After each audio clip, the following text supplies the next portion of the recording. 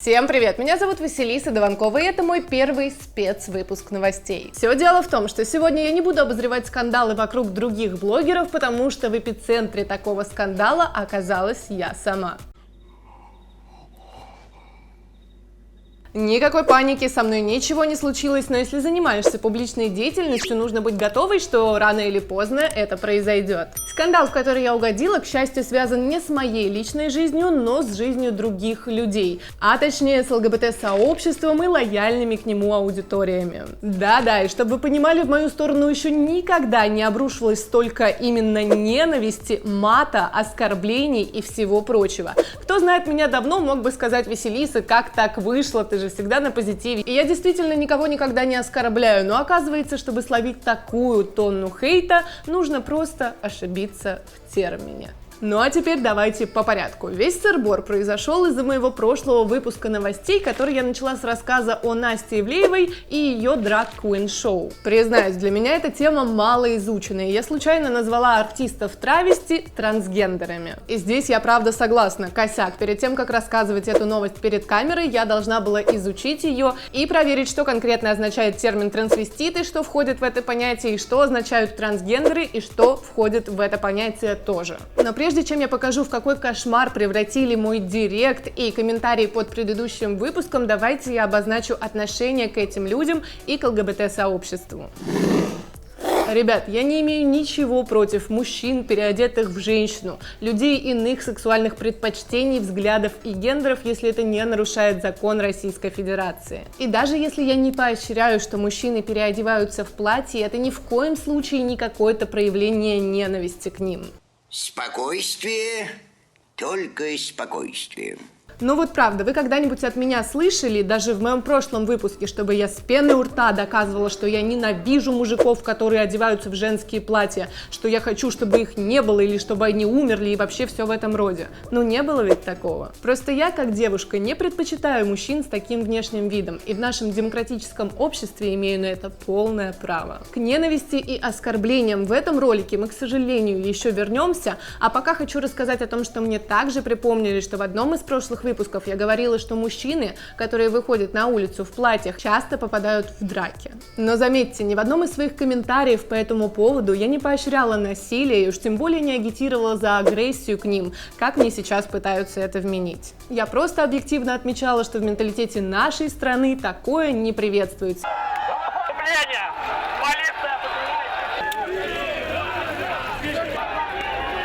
И здесь уж как ни крути, это не моя вина. У нас, когда мужчина надевает женское платье и выходит на улицу, ты что, дурак? Он подвергает свою жизнь и здоровье риску. Думаю, вы не можете с этим не согласиться. И вообще, что тут говорить, когда даже девушка, надевающая короткую юбку, на улице у нас иногда подвергается насилию. Ты красавица, чья будешь такая? И, естественно, я никогда не говорила и не скажу, что это нормально. Это абсолютно ненормально, но, к сожалению, сейчас это факт. Мне же в директе пишут и говорят, что это неправда, что переодетые мужчины не попадают в драки. Ну так вот, в одном из прошлых выпусков я рассказывала новость о парне, его зовут Матвей, и он блогер, который вышел на улицу в платье, по итогу ему сломали палец.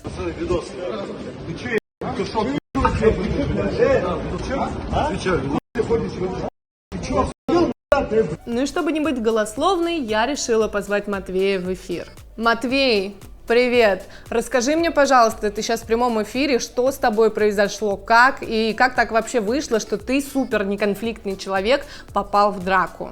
Всем привет, сори, что записываю видео в подъезде, просто пришлось приехать в родной город, и дома мама уже спит. Гипс я уже снял, палец немного кривоватый, чуть-чуть болит, но в гипсе очень дискомфортно ходить. Сижу сейчас на успокоительных и на нитроглицерине, потому что сердце безумно колет, болит каждый день по несколько часов.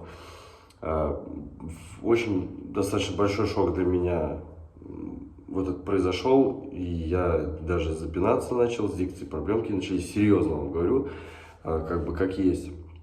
Я бы мог записывать эти видео несколько раз, там обрезать все, и вы бы подумали, что все нормально, но нет. Что произошло? Я вышел снимать видео для сторис в Инстаграм, просто реакцию людей, как я хожу в платье. В этом ничего такого нет, и я не собирался приставать к людям. Просто решил пройтись в платье, снять пару улыбок и пойти домой. По итогу, сразу, как только я начал снимать, налетели люди, 4 человека, начали меня трогать, дергать, бить по лицу, в живот. Я защищался и поэтому сломал палец. Один удар мне прям хороший прилетел в лицо. Ну ничего, так, живой, здоровый, слава богу. Я не стал обращаться в полицию, я просто сам вот из Пензы, и у нас как бы не принято писать заявление и так далее. Думаю, с этим мы разобрались, а теперь пойдем дальше. Вся проблема произошла из-за ошибки в термине, и я еще раз признаюсь, что перепутала его. Что нам с тобой делать?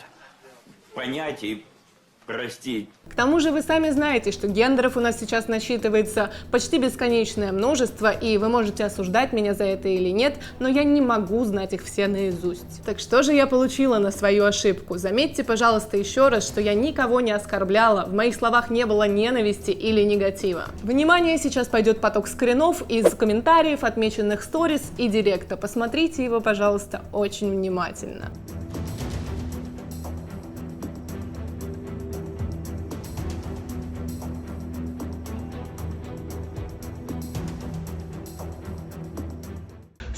Думай и читай, что ты говоришь. Тупая, блядская пизда. Как меня бесят такие люди, которые тупо для того, чтобы что-то, снимать на YouTube, несут какую-то полную, блядскую кашу. Вот многие спрашивают меня: Ники, блядь, почему ты не ведешь блог на YouTube? Почему ты ничего не снимаешь? Да я не хочу быть этой тупой гнидой, которая несет какую-то...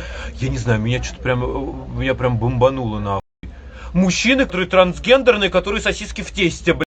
Чего ты, сука, несешь? Ты вообще читала, блядь, раз что-нибудь, кроме, блядь, на унитазе состав освежителя воздуха, блядь? Ёб твою, блядь, ёбаная идиотка, блядь. А теперь скажите мне, ребята, неужели в вашем толерантном обществе можно оскорблять девушку такими словами за то, что она допустила ошибку в термине? Или же у вас какая-то однобокая толерантность, которая относится только к вам, потому что люди должны быть толерантны только к вам, но вы никогда не будете толерантны к людям, которые не знают чего-то об ЛГБТ-сообществе, но при этом никак вас не оскорбляют? Мне всегда казалось, что ЛГБТ-сообщество, может быть, конечно, я ошибаюсь, пропагандирует абсолютную любовь. Независимо от пола человека, расы, вероисповедания и вообще независимо ни от чего. Но глядя на эти записи и скрины, как-то не получается, что вы пропагандируете любовь. Как-то немножко веет негативом. Даже не негативом, а просто ненавистью. И самое главное, не в ответ на какую-то такую же ненависть к вам, это я бы еще могла понять, а в ответ на ошибку. Если вы такие открытые, гордые и счастливые, то чего же вы тогда такие злые? Вы что, совсем тупые? Вы что? Совсем тупые. Также авторы этих полных любви комментариев не раз обратили внимание на уровень моей образованности и на то, сколько книг я читаю. Так вот, ответьте мне, пожалуйста, ребята, с каких пор у нас уровень образованности человека измеряется наличием или отсутствием у него знаний ЛГБТ-терминологии? С каких пор у нас стало не стыдно не иметь образования, не заниматься саморазвитием, не изучать историю, экономику, культуру, но стыдно не знать ЛГБТ-терминологию? Не кажется ли вам, если вы измеряете уровень образованности человека так, как вы его измеряете, ваш мир немножечко, ну как сказать, узким? Поздравляю, сынок. У тебя очень маленький мозг. А еще скажите мне, пожалуйста, многие прицепились к моим словам «парни, не парни», я сказала как-то так. Так вот, я открываю пост человека, который записал серию 10 историй, в которых крыл меня матом, на чем свет стоит. Так вот, цитата из его поста. Я мог бы написать про то, что по современным стандартам западного общества и этики давно могу себя считать небинарной персоной, потому что не приемлю обременяющие рамки ни одного из двух основных гендеров. Давно уже путаюсь в местоимениях «он», «она», совершенно себя с ними не ассоциируя. Нихуя не понял. Ну, очень интересно. Так где же тогда конкретно в этой моей фразе ошибка? И как я могу понять, кем вас считать и кем называть, если вы, кажется, сами не понимаете. Получаются какие-то двойные стандарты. Ты в нашу сторону не можешь допустить даже оговорку, но мы тебя засрем, обматерим и, слава богу, только что не проклянем. Но все это, конечно, во имя добра и любви. Аминь. В общем, ситуация, конечно, неприятная, но из нее я вынесла, что нужно тщательно изучать каждый термин, который я говорю в камеру. Я всегда шла по пути добра и позитива и буду идти дальше. Месть не путь для джедаев. Но когда меня наглым образом оскорбляют, я не могу остаться в стороне. Ну а для моих молодых подписчиков я хочу, чтобы это видео послужило примером. Когда на тебя орут и оскорбляют, не обязательно орать и оскорблять в ответ. Можно спокойно, но очень уверенно аргументировать свою точку зрения и выйти из ситуации победителем. Ну а на этом у меня на сегодня все. Не забывайте подписываться на канал. Всем пока!